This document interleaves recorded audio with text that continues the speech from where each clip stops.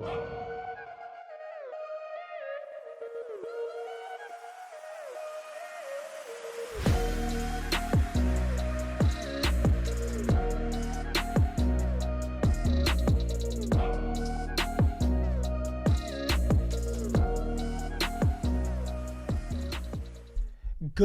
morning. It is Tuesday, August 31st. This is Wake Up with Ray G, presented by Bets TV.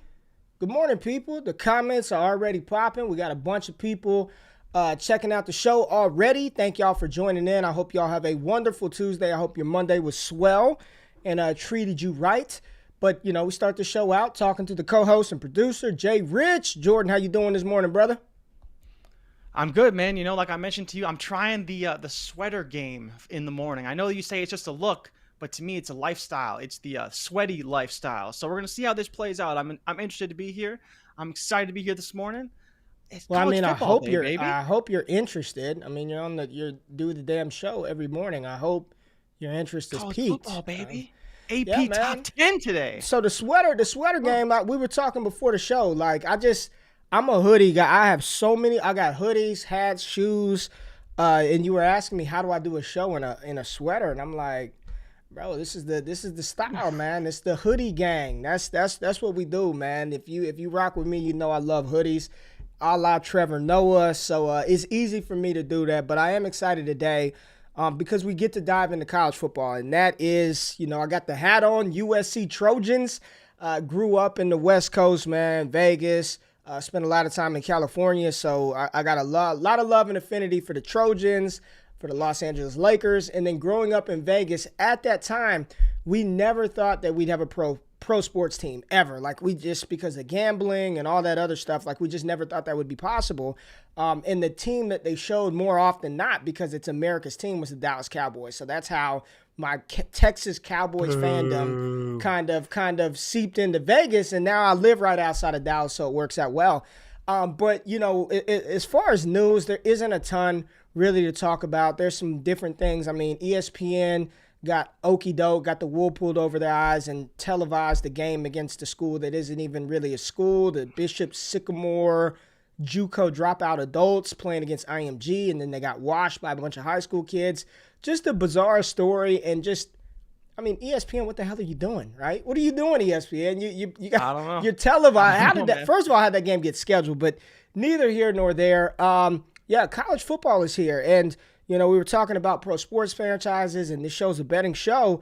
The biggest piece of news that dropped yesterday to me, isn't it? It's like Fox Sports bets, points bets.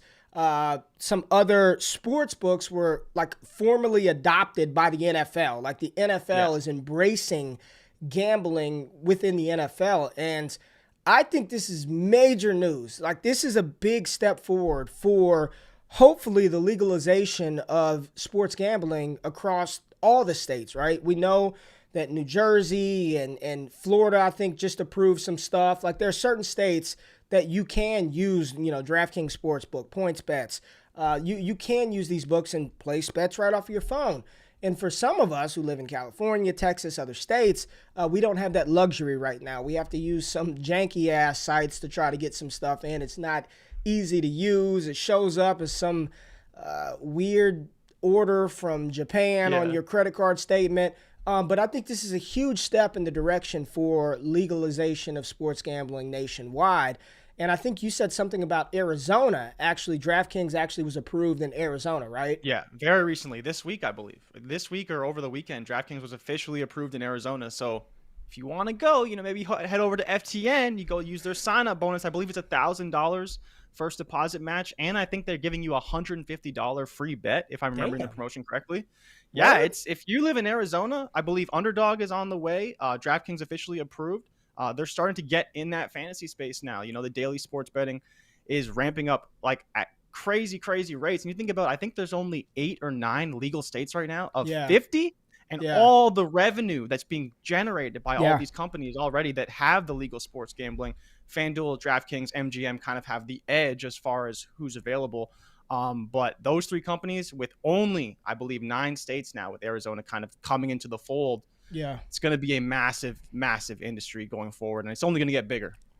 Yeah, man, it's a big deal, to be able to talk about the spreads and the lines with all the pregame mediums, right? Regardless of what show you watch, what pregame show, but to talk about, the Browns are favored by 3, the Patriots are 5-point dogs in this game. Like to actually be able to talk about that, and I think it's just going to add another layer of content, another layer of intrigue, because there is something, there's something about playing fantasy football that piques your interest. And to a certain degree, I feel like fantasy football almost ruins the football experience because you're watching the game to see the players perform and score you points. And it's different than just sitting back. Like there's something about when your fantasy team finally loses and you could just sit back and just like watch the game, right? Just be a fan for once. Be a fan, right? Not just of that random tight end scoring a touchdown at the last second. So I think this is also going to add another layer of intrigue, excitement,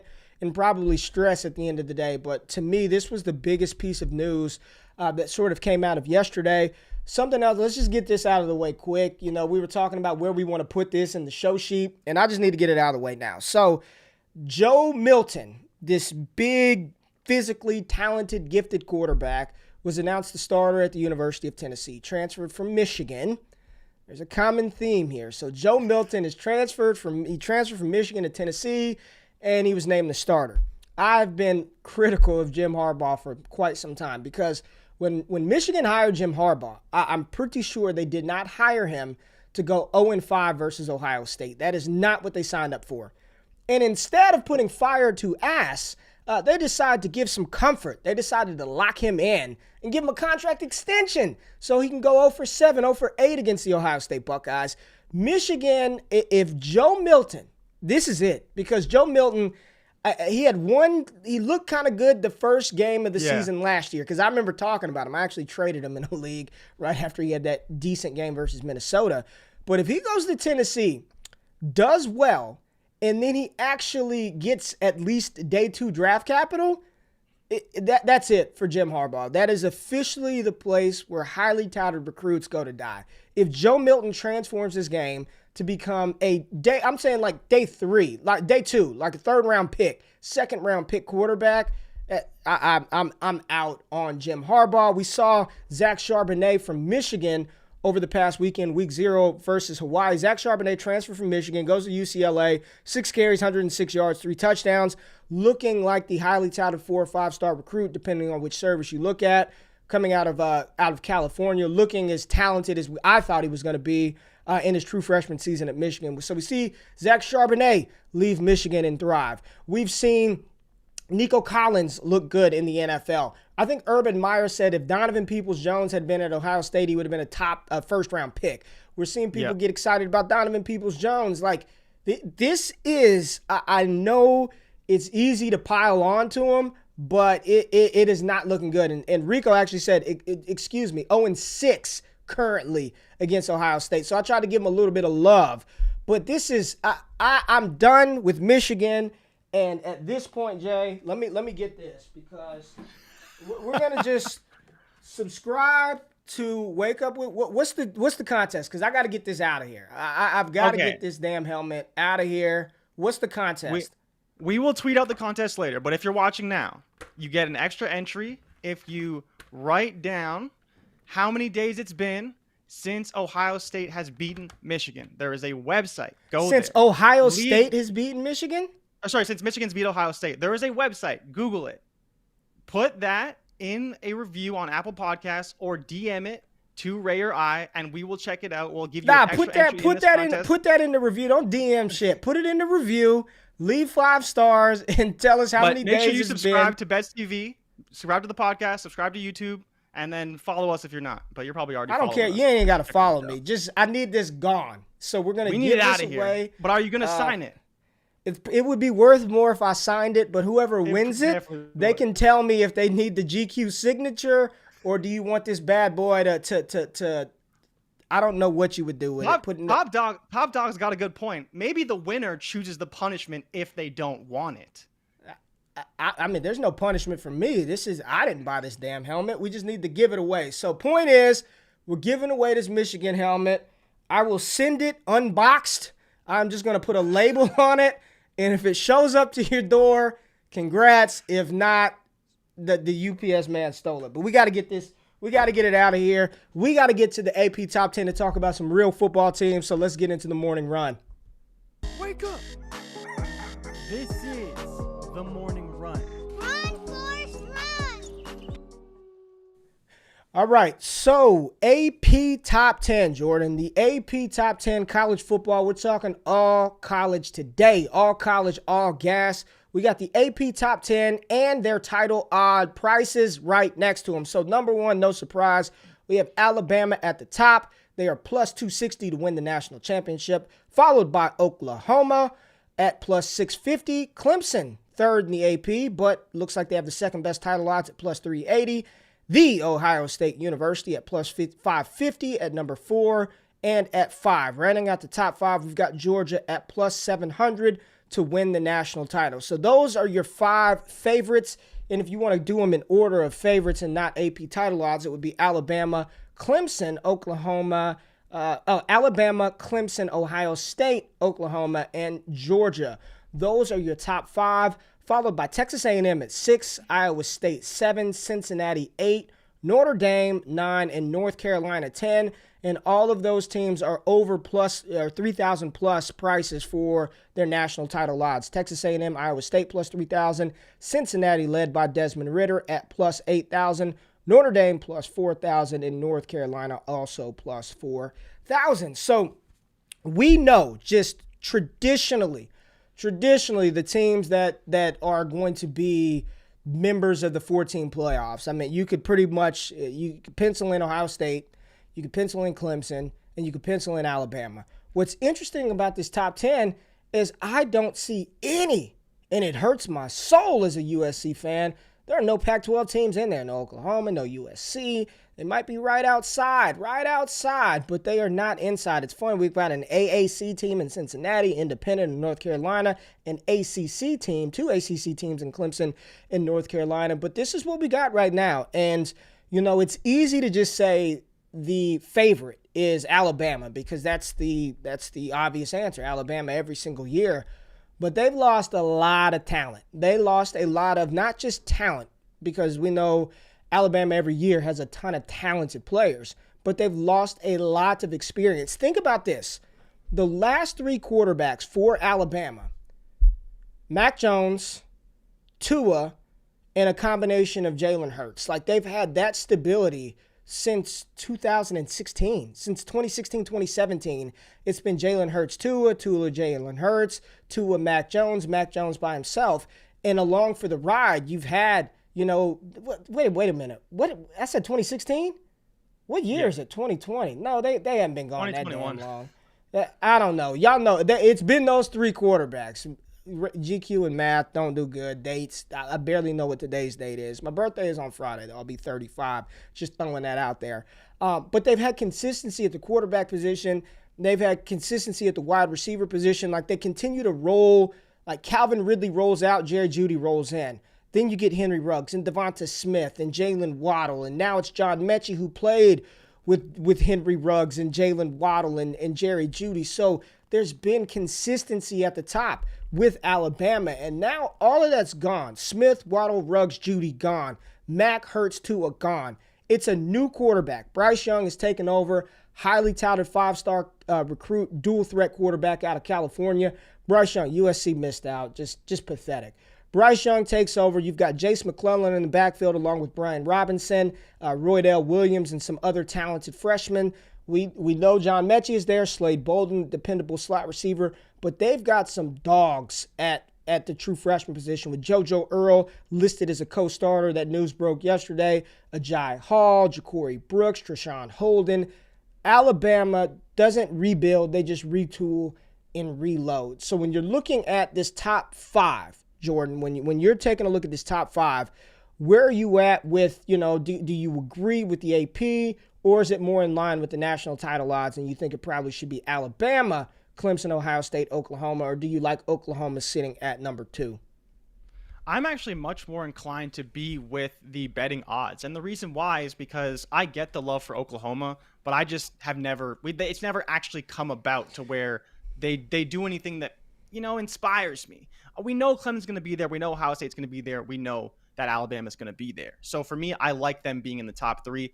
But I'm curious your thoughts about that 4th team, because every year it seems like that 4th spot is up for grabs.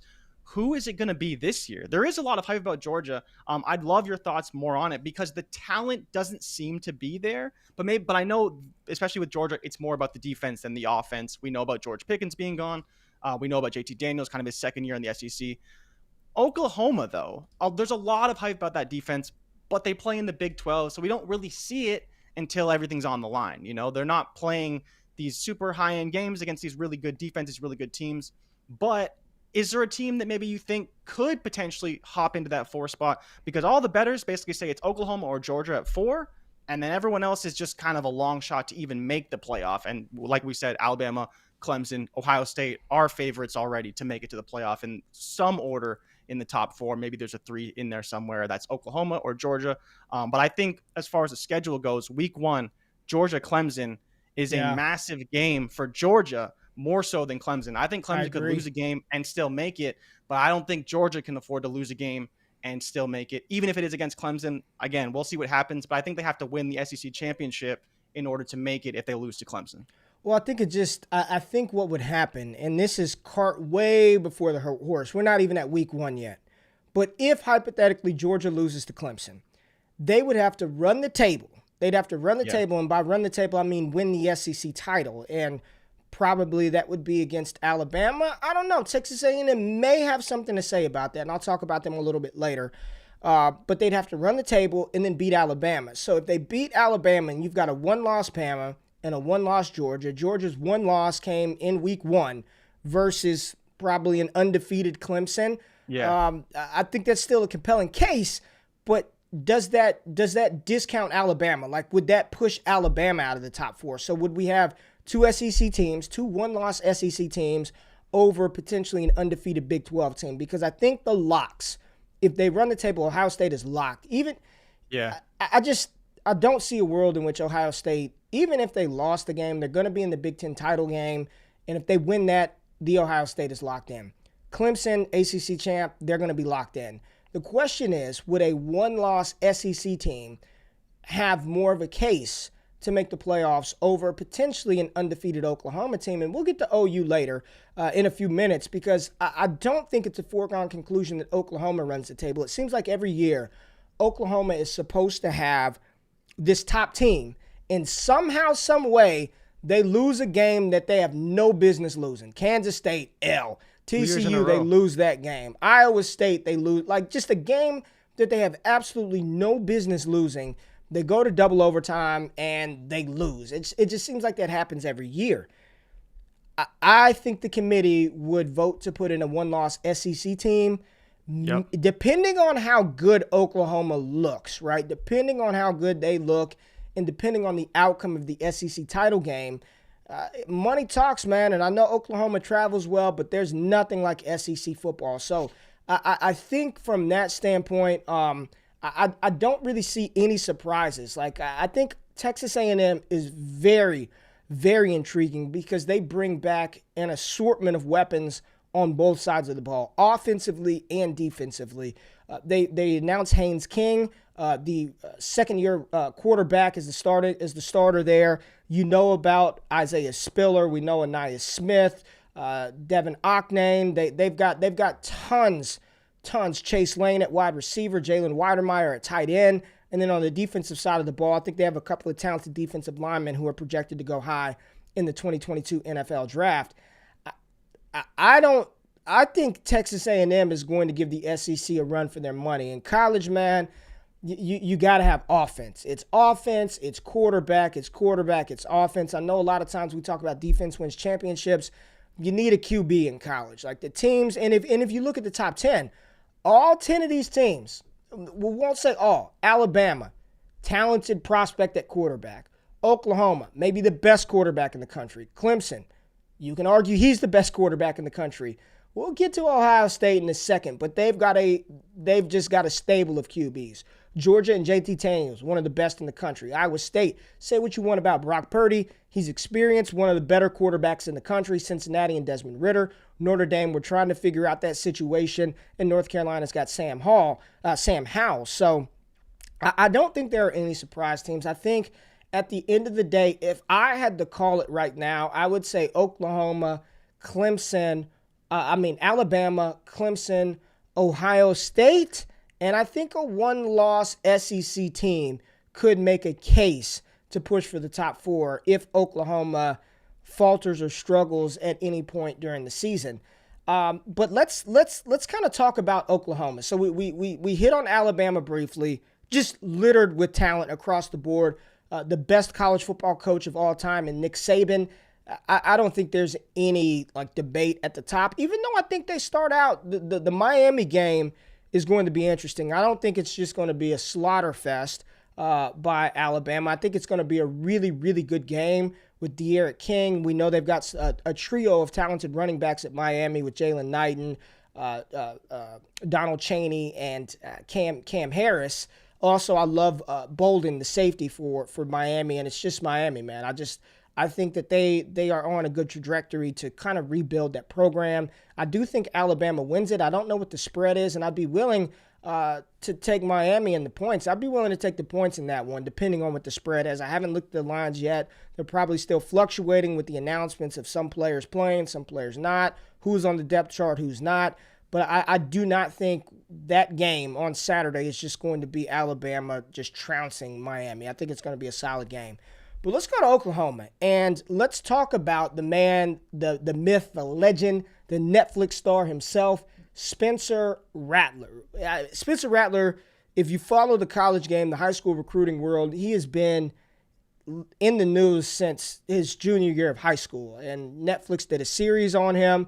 Well, it wasn't on him. It was QBU or QB1, and he was the star of that show of his senior year of high school. And I think that show put a bad taste in a lot of people's mouths about Spencer Rattler, his aura, some of the arrogance. And what I say to that is, bro, if I was 16, 17 years old and I had Netflix at my high school and I was the top quarterback in the country, I'd probably be a little shit too, to a certain degree. I'd probably be a tad bit arrogant myself. But we have heard nothing of the sorts during his time at Oklahoma. And this is his time. I thought he played very well last year. I know a lot of people looked at him and, oh my God, he threw interceptions. And I was like, dude, he was a redshirt freshman. And he threw for over 3,000 yards. He didn't have a ton of interceptions. He was just learning the game. So here in his second season as the starter, I think Spencer Rattler could go down. Let me be bold and just say it. I'm not even going to hedge. I think he's going to go down as the best quarterback that Lincoln Riley's ever had. Better than Kyler Murray, better than Baker Mayfield, better than Jalen Hurts. I think he's going to go down as the best quarterback that Lincoln Riley's ever had because I think he's the best thrower of the football that he's ever had. Baker, scrappy, tough, loved everything that Baker did. Kyler Murray, he was the number 1 overall pick for a reason. And we talked about Kyler Murray and just his star power from high school through college. But I think Spencer Rattler is the best quarterback that Lincoln Riley's ever had. And I think he is going to lose his mind this season throwing the football. His Heisman odds plus 650, so 6.5 to 1 if you believe that Rattler is going to win that award.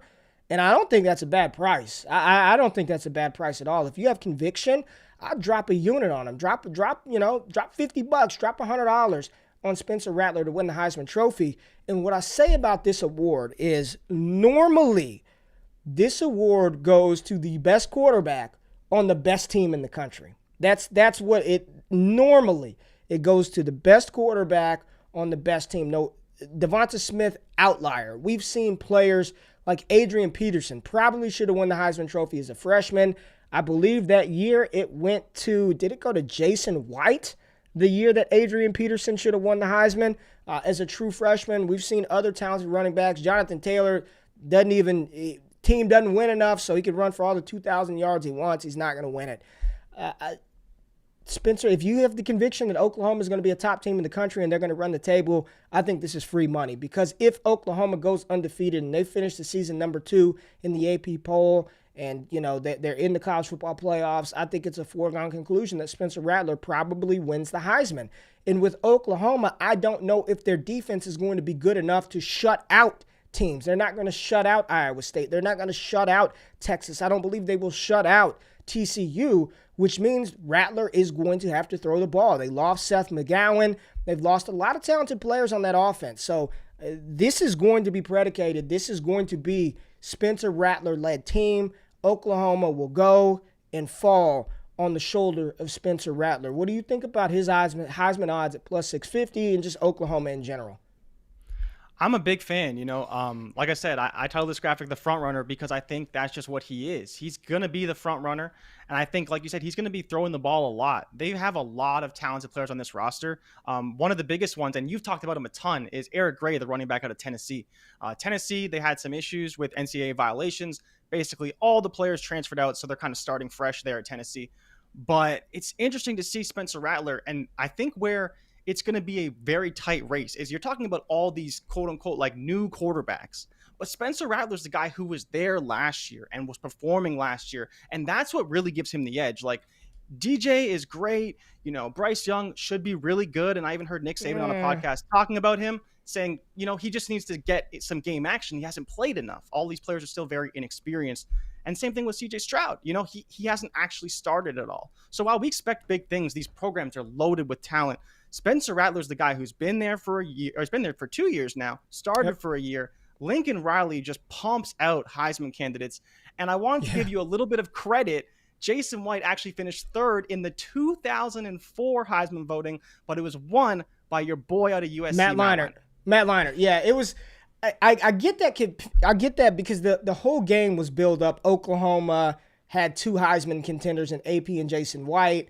And then USC had Reggie Bush and Matt Leinart, and they absolutely lit Oklahoma up in that natty. So yeah, I've got some good national championship memories, and then some really bad ones with the Texas game. But I saw one of the comments. He Chalk Exchange locked in at plus 800 for Spencer Rattler, and I think those are great odds right there. So let's move on to let's talk about Clemson. So Clemson, number 3 in the AP poll, but they have the second best title odds at plus 380. And what I want to say about Clemson, man, that defense is going to be a problem. Yep. They have some dogs on the D-line and in the secondary. I think they're going to have multiple first-round. They could have multiple first-round picks from the secondary. And here in the next couple of years, they got another stud defensive lineman coming out. Clemson is going to be legit. Now, they replaced the golden child, Trevor Lawrence, number 1 overall pick of the Jacksonville Jaguars, with DJ Uiagalelei. So DJU is what most people call him, but it's DJ Uiagalelei is plus 1,100 to win the Heisman Trophy. Now, this is his time to show the world how good he can be. And we saw him take over for T-Law in limited duty and played. I think he had the most passing yards against Notre Dame that they gave up that entire season last year in total in his first start. This kid reminds me of Dante Culpepper, a young Dante Culpepper. He's got the mobility to scramble and pick up yards with his legs, but the arm strength and arm talent is just, it's undeniable, man. And what a better person to learn from and have tutelage under than Trevor Lawrence. So I think DJU is locked and loaded, going to be the number 1 overall pick in 2023. If you're a QB needy team, if you could, here's my thought. Like, this is my thought, right? If a team could pass on a high-end quarterback in 2022 and just say the Houston Texans. Give those Lions fans hope. Give them hope. Give the Lions fans I don't think hope. the Lions are going to be all the time. I don't think the Lions are going to be bad enough to get the number 1 overall pick. But let's just say Houston did what they did a long time ago when they took Mario Williams and Jadavion. What if they go Kayvon Thibodeau, right? What if they go Kayvon Thibodeau and they're just like, they know this is full tank mode. This is Ray conspiracy theory. You got to suck it up and be like, look, we don't have anybody. They got a young Nico Collins, no running back. What if they take Kevon Thibodeau at 1 and just say, we're going to roll with Davis Mills. Let's just see what he can do as the starter. They get a bridge guy in. Say it's a quarterback that gets cut. They bring a bridge guy in, and they embrace the tank. And in 2023, they turn around with the number 1 overall pick and go with DJ Uiagalelei. So now you got DJU, Kevon Thibodeau. That's something to work with, but you've got to really embrace that because they're not winning anytime soon. Sam Howell doesn't change that franchise. I know some people may say, well, what about Spencer Rattler here in this class? I'm not all the way sold that he's the best quarterback in 2022. I'm just for the NFL. I'm not talking college. I'm talking for the NFL. I'm not sold that he's the best quarterback for the NFL in the 2022 class. But if I were running that franchise, you look at what Chase Young is doing, and I think Kevon Thibodeau, while a different body stature and a body type, Chase Young is he's a cyborg. He was built in a lab. Like I was watching the NFL Top 100, and his segment, he's just like, nah, man, like nothing was too big for me. Like he just, like, and he wasn't like being arrogant. He was like, nah, like that's what I was supposed to do. Like I'm good. Kevon Thibodeau, his explosiveness, his speed around he's going to be a difference maker in the NFL. I think he's going to be really, really good from day one. He can play the run. He can rush the passer. But DJU is going to be the number 1 overall pick. Now, his Heisman odds at plus 1,100. Here's why I don't like it. I love the price, but I think the defense is going to be so good. I think their defense is going to be so good that they're not going to ask him to do a ton. And I think it's the same thing that we saw Trevor Lawrence, right? They had Travis Etienne. The defense was good. There were games that T-Law went out and got it, right? And he did his thing. But there were games where he didn't have to do a bunch. He just didn't have to. Clemson was up 40-0 at half. They pulled T-Law, they put somebody else in, or they just run the ball, throw Lynn J. Dixon out there who's still there, and they just control the clock and win the game. Like Clemson wants to win the Natty. I don't even know who or if they have a Heisman Trophy winner in their history, but that's my issue with DJU. It's not him. It's not his talent. It's the fact that I don't know if they're going to ask him to. I don't think he's going to have to do a lot. And he won't have the numbers. He won't have I think he's going to have really good numbers. I just don't think they're going to ask him to do a lot. And Evan said DJ going to get pulled too often in the third to win it. Like, their defense is really, really good. Now, they've got some tough matchups. Clemson, North Carolina, Georgia Tech with Jahmyr Gibbs and Jeff Sims. There are going to be some matchups where they're going to have to score, but I just don't think they're going to need him to do as much as Oklahoma is going to have to rely on Spencer Rattler or maybe another player that we talk about from Ohio State, and you can make that argument as well. So anything else with DJU and his Heisman odds at plus, because I love plus, that's awesome, but it's a good number. It's a good number, so, right? So the only contrarian thing I'll say, right, is that we know that running game will not be as strong as it once was, or it seems unlikely, I guess. I don't want to go that far. They did bring in Will Shipley, 5-star recruit, but he's not expected to start. Like you said, Lynn J. Dixon is supposed to be the guy. Yeah. So do they rely more on DJ to really push that offense? But like you're saying, like the commenters are saying, obviously very knowledgeable about Clemson, he's just not going to play enough. And that's really my thing, is that Spencer Rattler is probably going to play every game. He's probably going to play at least 3 quarters.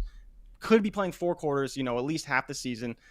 They don't need DJ to play more than like 2 quarters every game, because he could. He'll play more than 2 quarters. He'll play more than 2 quarters.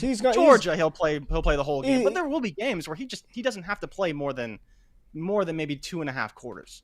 And then at that point, it's like Trevor Lawrence is getting 3,500 yards, 3,200 yards, whatever. Touchdowns are there, but I think even with that run game not being quite as good with Travis Etienne gone, they're still not going to pass enough. They'll be dominant enough that it's not going to make a big difference for them overall.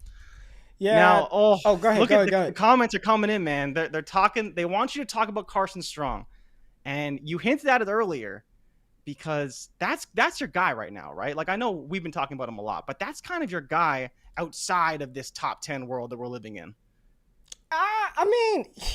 I like Carson Strong. I like Carson Strong. I think, okay, here's my thing. So I like Carson Strong.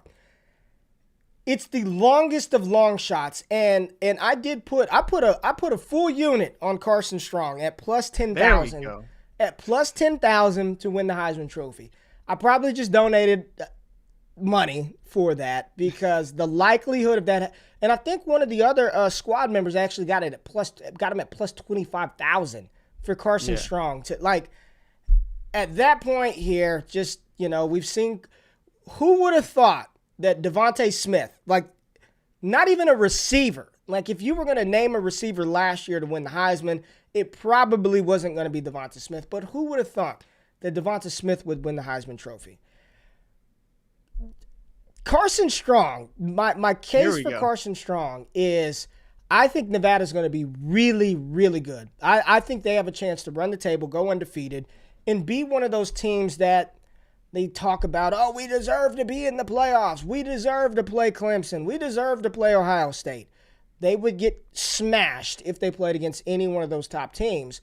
But if they go undefeated, and if, this is a big if Carson Strong throws for 5,000 yards, 40 touchdowns, low interception total, and pushes for player of the year, maybe in some crazy, strange world, right? And when you look at his totals from last season in 9 games, he averaged 307 passing yards a game. The year before that, 232 passing yards a game. He had almost 3,000 passing yards in 9 games last year. Now, what Carson Strong isn't going to do, he's not going to run the ball. He's not a rushing quarterback. He's a big pocket passer, statue-type dude, 6'4", 215, 220 pounds.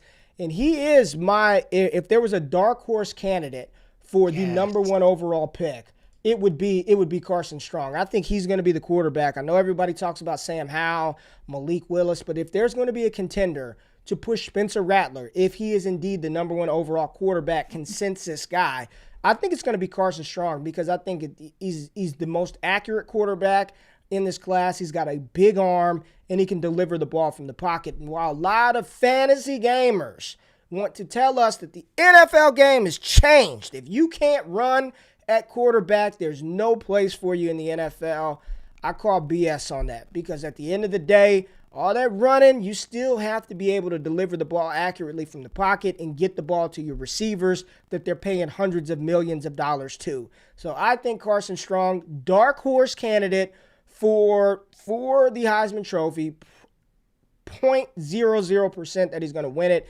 If I had to give a more realistic Heisman odd to another dark horse candidate, I think he'd probably come from the Ohio State, and we can we could. Do you want to talk about Ohio State? Skip Bama and go to Ohio State. All right, yeah, so let's not be. Everyone knows about Bama. We could. We'll talk about Bryce Young in a minute. I said Alabama, but let's talk Ohio State. So 4th in the AP poll at plus 550 to win the national championship, which gives them the 3rd best title odds according to some odds makers, wherever you got this from. So that was DK. DraftKings, got it. So Ohio State announced that C.J. Stroud will be the starting quarterback, and I sort of predicted that. That's why I put money on C.J. Stroud about 3 months ago to win the Heisman Trophy. I feel good about it today, where I felt good about it when he was named the starter for Ohio State. But let's take a look at Stroud. And, yeah, Heisman odds plus 1,600, officially the starter. What can he do? No Justin, no problem. I know Matt Bruning felt bad because he thought Kyle McCord, the 5-star quarterback, was going to be named the starter. But Stroud's been in the system, was underneath Justin Fields last year. He looked phenomenal in the spring game, and he can sling the damn rock. He can throw the ball. He can move around in the pocket. And the weapons that he has at his disposal is insane. And I'm not just talking about the young guys, the incoming freshmen, the Marvin Harrison Juniors, and all these other I'm talking about the guys that they still have. I'm talking about Jeremy Rucker at tight end. I'm talking about Chris Olave and Garrett Wilson and Master Teague in the backfield. Oh, and by the way, there's some kid named Travion Henderson that's supposed to be pretty damn good as well. They're going to win the Big Ten. Ohio State is going to go undefeated, in my opinion. And what did I say? Normally, the Heisman Trophy goes to the quarterback on the best team who's played well, unless it's Greg McElroy or the other A.J. McCarron or somebody like that who does nothing but just check down and run the ball with Mark Ingram. But I like C.J. Stroud, man. My issue with CJ Stroud. This is my big issue with CJ Stroud. If he slips up in a game or starts off slow, doesn't look good, how quick is Ryan Day going to be to pull the plug and insert Kyle McCord or the golden mullet himself? The golden mullet. The golden mullet. So that's my only fear with CJ Stroud is how long. And I was listening to some other people say, like, we should stop saying that these players have short leashes. If they're named the starter, they're going to be the starter. But it's hard to deny. And again, everybody wants to talk about the golden mullet. Kyle McCord he would start anywhere else in the country today. Anywhere, 24/7 Sports, I believe they have his best comparable player to Matt Stafford for Kyle McCord. He's good, real good. But when you've got Kyle McCord and the golden mullet waiting for you, first of all, how much pressure must CJ Stroud feel? And then how much pressure do you think the coaching staff feels to be like, if he doesn't perform well, we need to pull him, get Kyle in the game, or damn it, let's get Quinn in the game? Oh, man, it's going to be tough. It's going to be tough because not only is Stroud under a lot of pressure, and like we talked about already, he's a new starter. It's not like he's been in the system, but he's a new starter. It'll be a new experience for him. And if you don't think that entire fan base is dying to see that golden mullet sit like just flowing out of an Ohio State Buckeyes helmet, you are completely fooling yourself. And there's already reports, I think it was even Bruning who told us, there's already people saying that it's already Quinn's job next season. Wow. And these guys are going to have to transfer out, and it's just like you want to talk about golden boy quarterbacks. Yeah. Quinn Ewers is it at Ohio State. Like he's been so hyped, and he's not even necessarily the best quarterback of the class, just he's so hyped. He's got all the arm angles. He's got all the talent in the world. He's Zach Wilson plus Patrick Mahomes. You hear the superlatives just going crazy for Quinn Ewers. But what I think as far as CJ Stroud goes, and where I do have confidence in him, is that those teammates he has are some of the best in the country. You could talk about Alabama and everything that they have, but those guys I don't want to say they're going to bail him out, but they're going to make his job very easy as long as he can just be confident in his own abilities to deliver the football accurately on time in that offense. And I think that's where he should be confident. He should feel good about his situation, but he is a new starter. We don't know how he feels about it. Maybe he's super comfortable and we're just kind of overblowing the situation. Yeah. But he has the playmakers. You didn't even mention Jackson Smith-Njigba. You didn't mention what did the guy who converted the tight end, the wide receiver out of G. Scott Jr. Yeah. G. Scott Jr. going to tight end just because Jeremy Ruckert's eventually going to leave. Like it's silly how much talent this guy's going to have. So I think it's just going to come down to confidence and his ability to command this offense as a whole. Otherwise, they're running away with the Big Ten. It's not even going to be close. So I love that bet for you. I think it's a great option because he's going to have the numbers. We talk about DJU potentially having the numbers. CJ Stroud will have the numbers. Yeah, he'll have the numbers. Touchdowns. He could have 10 rushing touchdowns. It'll be insane what he could do in that offense. Yeah, I put a whole unit on it. That's how comfortable I am. And Rico asked, will Quinn Ewers become a distraction in the locker room coming early? I don't think so. No. It's very different. The collegiate locker room is very different than what I'm assuming and what I've been told from people who played in the league than the NFL locker room. Like it's really college football. It's truly as much competition that's there. It's truly a brotherhood. Like it's much different. Like it's people grinding to get to that next level. And what I've been told is, even people in the NFL were like, there's nothing like high school and college. Like the NFL is strictly business. I'm here for my paper. You do your job so I can get my paper. College, man, I've seen the top of the top, right? The guys that just are humble, man, and their backups know that, eventually my time is going to come. Eventually, CJ Stroud's going to leave. Eventually, Kyle McCord's going to transfer. Like, they're going to get their time. So as far as becoming a distraction, and the veteran players in the collegiate locker room really police that team, man. Like, when a senior said something as a freshman, you shut the hell up.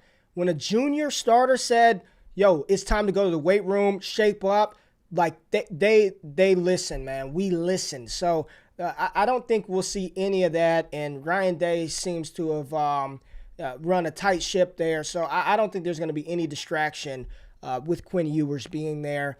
And I like Ohio State. I like CJ Stroud. And once again, Ohio State plus 550 to win the Natty. Why not Ohio State? It seems like from an experience standpoint, they may Yeah. be one of the more experienced teams coming back. Alabama's just got a lot of youth. I think they're going to be really, really good.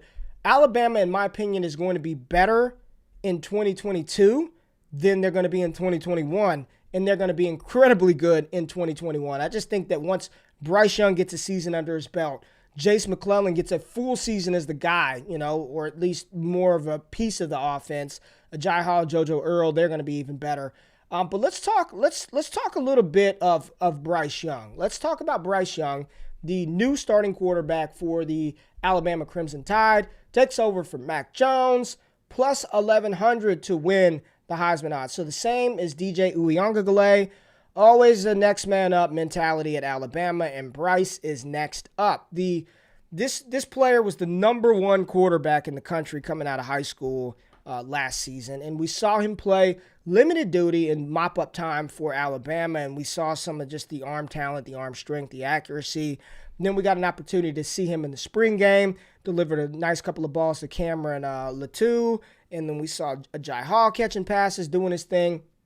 Bryce Young is a little smaller statured guy. I think they have him listed at 6 foot, I think, or maybe it's 5'10", 5'11", and during the spring game, we did see him get some passes batted down, but he seems like a cerebral type quarterback, just mental processing.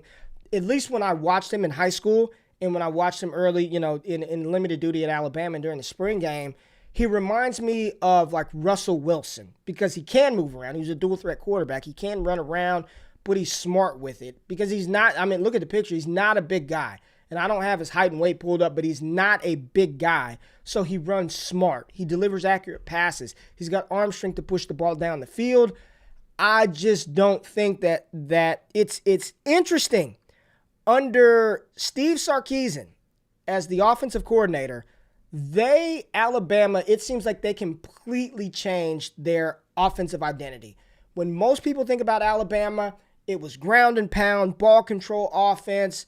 Mac Jones, first down play action, bombs away. We're going to Devonta Smith. We're going downfield to Jalen Waddle. Like it was just run and gun. And even through that, Najee Harris still did his thing. I think there's a downgrade at running back for now. We'll see how Jace McClellan performs. I'm not a big Brian Robinson fan. This is his 5th, 6th damn year at Alabama. He's been there forever. He's a big bruiser back, but I'm just not a big fan of at least his NFL potential. I think he's going to be fine in college. NFL, that's a completely different story. They've got youth at the wide receiver position outside of Slade Bolden and John Mechie. We talk about DJU not having to do a ton.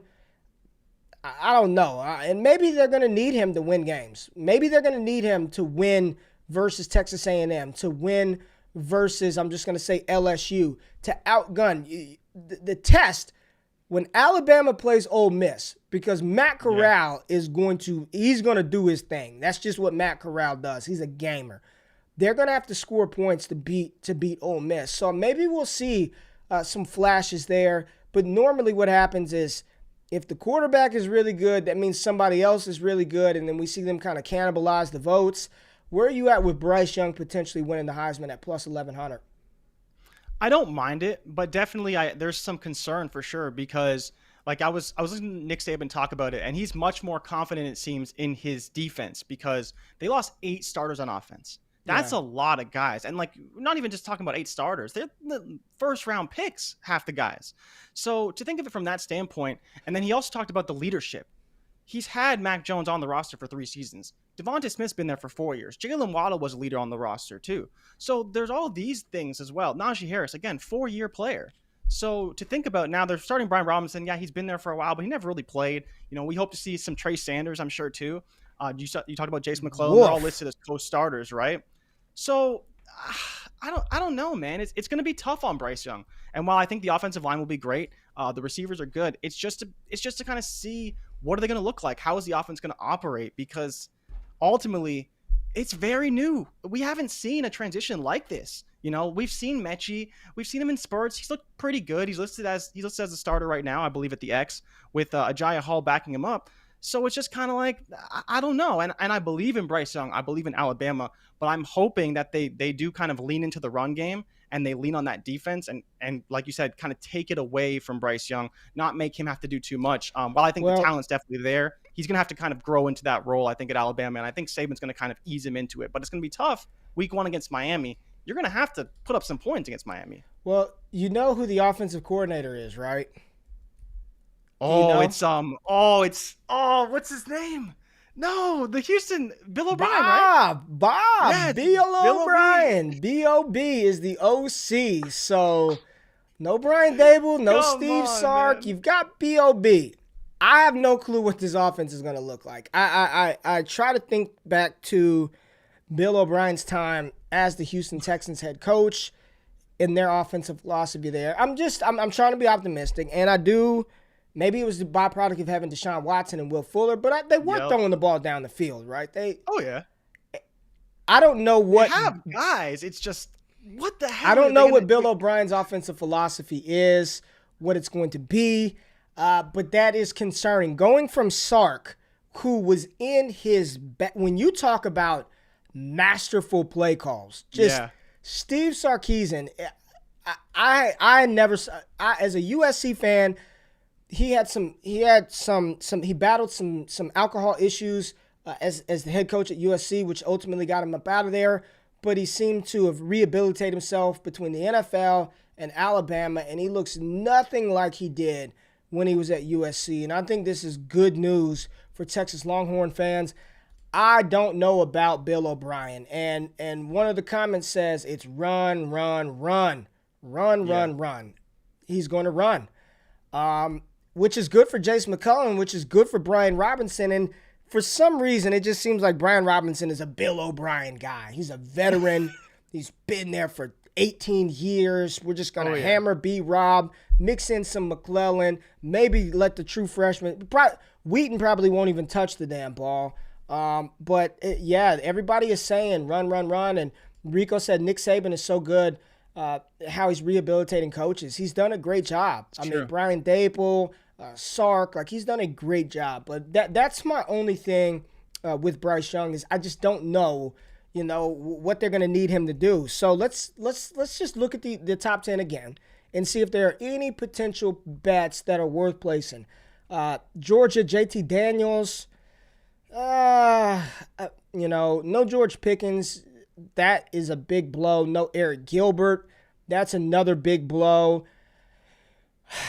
I don't see it with JT. I want to like him. I want to love him. It just makes boneheaded throws constantly. So I can't see. I wouldn't put any money on JT Daniels. Isaiah Spiller, if I'm going to bet on a running back to win the Heisman Trophy, it's probably going to be Breece Hall or Bijan Robinson, and I don't want to place either of those bets. Brock Purdy, no. Cincinnati and Desmond Ridder, don't think so. Notre Dame, no. And then North Carolina with Sam Howell. So let's just real quick, let's take a look. I'm gonna pull up Sam Howell's Heisman odds, right? Let's see what Sam Howell Heisman Trophy, his odds plus 1,700. So 17 to 1. Don't love it. Don't hate it. It's okay. It's okay. I don't the even problem love is that. He lost so many players. They lost their top 2 running backs, their top receiver. They brought in some talent, but it's going to be tough sledding for North Carolina. And I was kind of surprised to see them so high. And at the beginning of the show, actually, you touched on not seeing any Pac-12 teams. I believe when I was looking at the list, Oregon was the best Pac-12 team as far as betting odds. They were plus 8,000, so the same as Cincinnati. And I think if they run the table, maybe there's a shot. I don't know. You know me, and I love me some Troy Franklin starting at the X. Yeah, Troy Franklin is dope. If you love guys like that, man, Troy Franklin, watch that game against Fresno. He's gonna be starting at the X. I'm really pumped for that. And I wanted to talk about that real quick because we talked about Ohio State and their run to an undefeated season.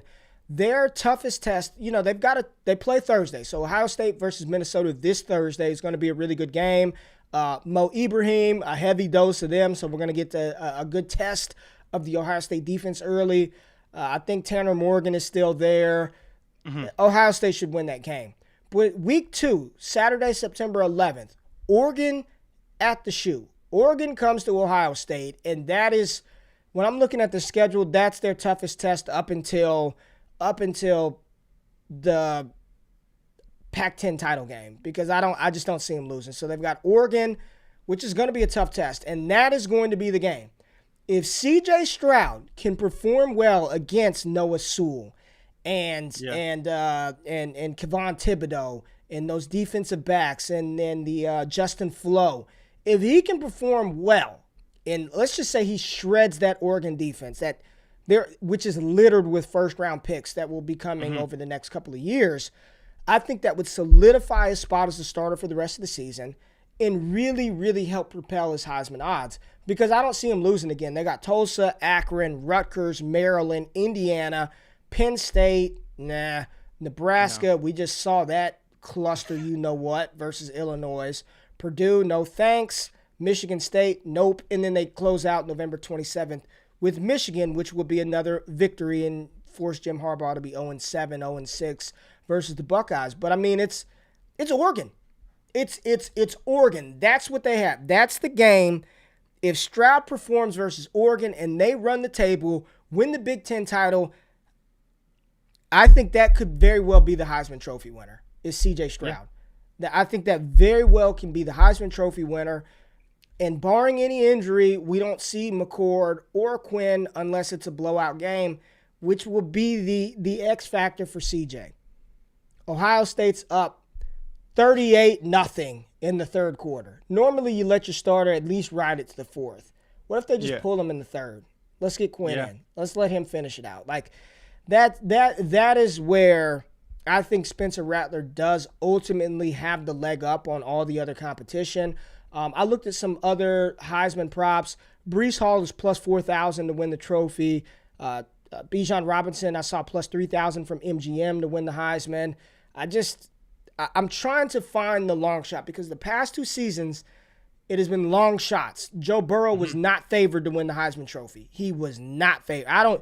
He wasn't favored to win the Heisman, let alone be the number 1 overall pick. Devontae Smith, no. He wasn't. Nobody said Devonta Smith Heisman Trophy candidate. So is it going to be a long shot again, or is it going to be chalk? And right now, even at 650, I don't think that's a bad bet. I mean, that's probably the smart money is on Spencer Rattler to win the Heisman Trophy. I just think Oklahoma is due for an L at some point this season, and it may come at the hands of Iowa State. Yeah, no, I think you nailed it, man. I think that's the problem, is that we expect the loss from the team, but not from Spencer Rattler. We expect him to perform every week, and he's kind of already done that. He's shown the talent each and every week. It's just, can they string together enough wins? Can the team play well enough? And, he's had his moments where he hasn't looked his best, but if the defense is allowing 35 points, you're not a top 5 team. That's just, you can't win that way. You can't beat SEC teams. You can't beat Ohio State. You can't beat Clemson allowing all these points. So the defense has to step up regardless. And I think that we're going to see that a little bit better, a little bit more this year. But I think ultimately Spencer Rattler, like you said, every game he's going to be putting up 250, 300 yards, and yards on the ground, 4 or 5 touchdowns. It just depends on what happens, right? But it could be insane. You could see 500 yards. You could see 600 yards. They got all the talent in the world there. It's just going to come down to is how well does that defense play. But I love your bet on Spencer Rattler for the Heisman over trying to bet Oklahoma for the Natty. Yeah. So what's on the slate for tomorrow? We got Elliot joining. Is he going to join tomorrow? Elliot Chris. Yeah, Elliot Chris is going to give the people a betting preview, right? Betting 101 with Elliot Chris. We're going to talk about what units are. We're going to talk about budget allocation. We're going to talk about futures versus current weeks and all that stuff. And it'll be fun, man. It'll be fun. Yeah, he's got a lot on the betting game. Elliot's been on it, man. That dude has been cashing out. Super smart. Knows his stuff. So if you want free money, make sure you tapped into FTN. Make sure you tapped into Elliot. Make sure you tapped into Wake Up with Ray G every single day. We will be back tomorrow talking some more NFL, talking bets, all of that other good stuff, and maybe we get some more crazy news that pops off today. Y'all have a fantastic Tuesday. Finish out August strong. There's only one of these days ever in the history of life. There's only one August 31st, 2021. Make it a great day. Subscribe. And I got to get this out of here. Subscribe, rate, review. Let's get this Big Blue out of here, man. We'll see y'all tomorrow. Peace.